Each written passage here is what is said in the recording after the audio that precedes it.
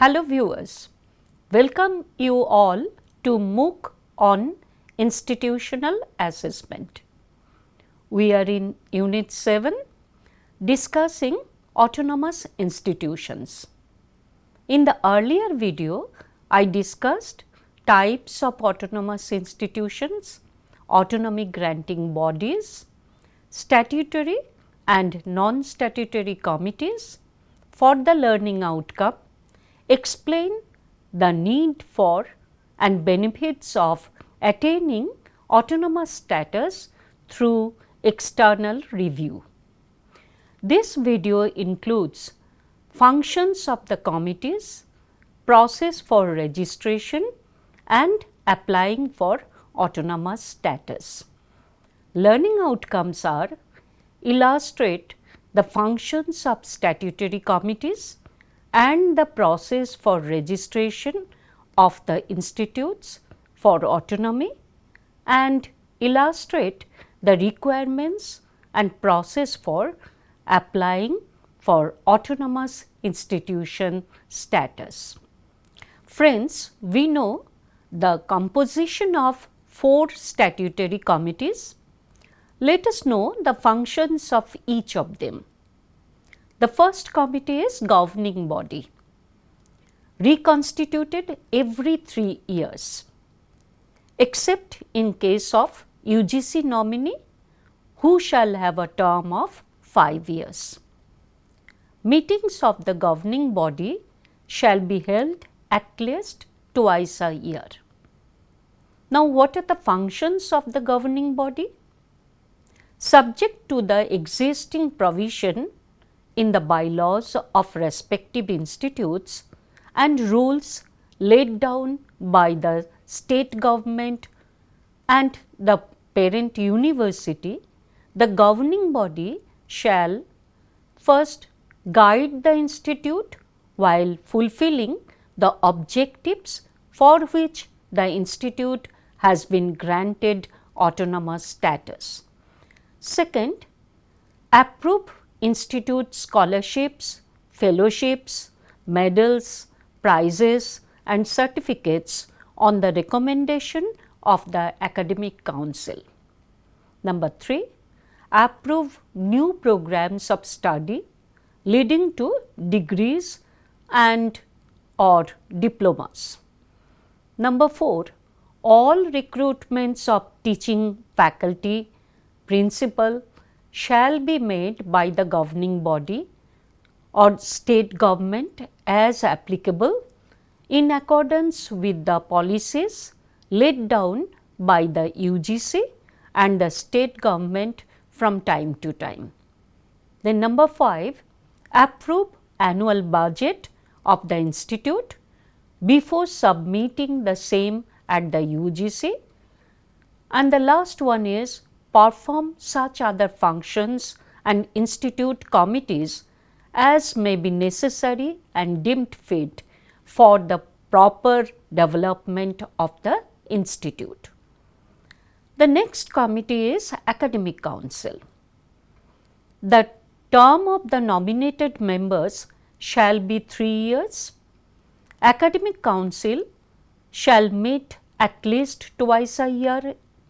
Functions of the academic council: to scrutinize and approve the proposals with or without modification of the board of studies with regard to courses of study, academic regulations, curricula, instructional and evaluation arrangements, etc.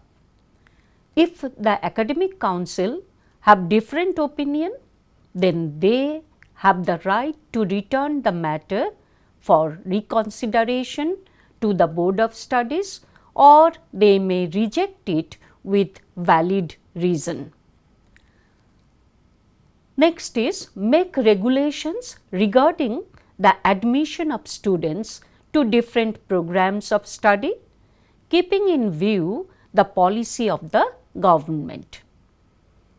Third one is make regulations for extracurricular activities, including proper maintenance, and functioning of the playground, hostels, etc. Fourth one is recommend to the governing body proposals for institutions regarding new programs of study. Council also recommend to the governing body for scholarships, fellowships, prizes and medals and to frame regulations for the award of the same. They also advise the governing body on suggestions pertaining to academic affairs made by it.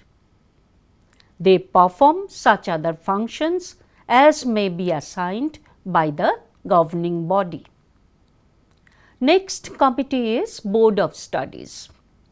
The term of the nominated members shall be 3 years and again they meet at least twice a year. The Board of Studies of a department in the institute shall prepare syllabi for various courses, keeping in view the objectives of the institute, interest of the stakeholders and national requirements for consideration and approval of the academic council.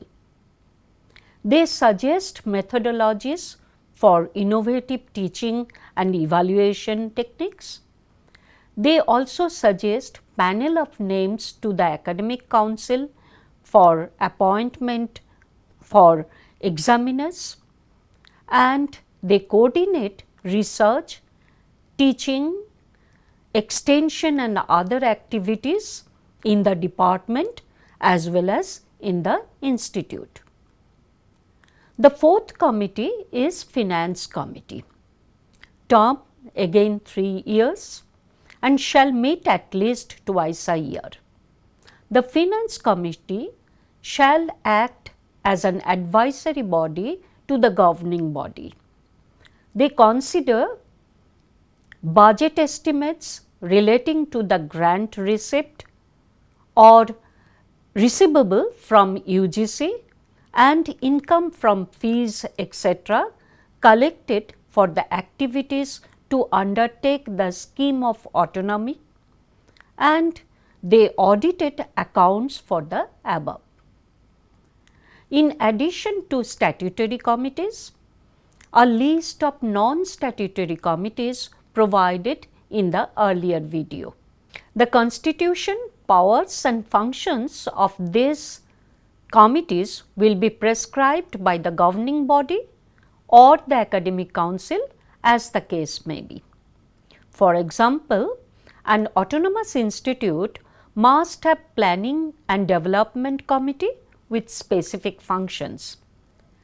Details are given in the related e-content.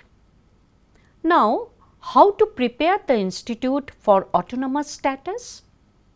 An institute intending to become autonomous shall make an application in the format prescribed by the Commission any time during the year. Is it by any institution or any eligibility criteria to apply for autonomous status? Certainly yes. Let us note what are these. The institute must have completed minimum 10 years of existence and have been accredited by either NAAC with minimum A grade or by NBA for at least 3 programs with a minimum score of 675 individually or it corresponding accreditation grade or score from a UGC empaneled accreditation agency. If the number of programs being run by the institute is less than 3, then each of the programs should score 675 or more marks.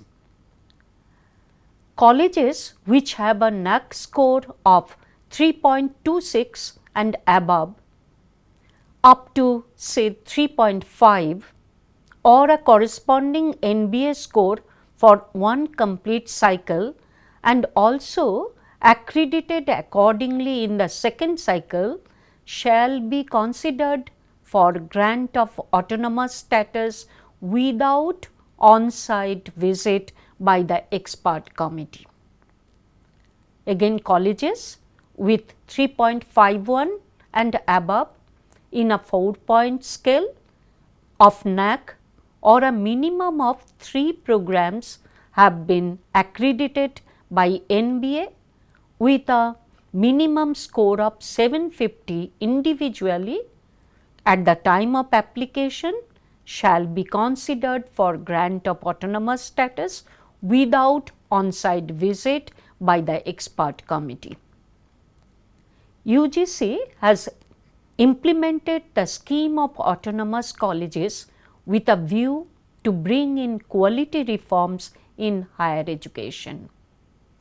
Any colleges under a university can apply for autonomous status to UGC, but the Commission may, in consultation with the university concerned, recognize a college under clause F of section 2 of the UGC Act. Certainly, there are some basic conditions for recognition. Institute is affiliated to a university. It complies with all the provisions of the Act, the statute and ordinances, as also the rules and regulations of the university concerned. The institute abides by all the relevant rules and regulations and guidelines issued by the UGC and other regulatory bodies concerned from time to time. For detailed scheme and format for submission of proposal for autonomous status, please see the related e-content. Now, there must be some criteria that are taken into consideration while granting autonomy. What are those criteria? Number 1, quality of education of the higher educational institute. Number 2, academic reputation and previous performance in university examination and its academic activities in the past. Then academic performance and strengths of the institute in co-curricular activities, achievements of the faculty, then the merit of the students and quality of teaching learning, infrastructural facilities provided by the institute, innovation as well as research, the financial strength of the institute, institutional management, responsiveness of administrative structure and motivation, involvement of faculty in promotion of innovative reforms. The eligible institutes can apply for fresh autonomous status in the prescribed format throughout the year.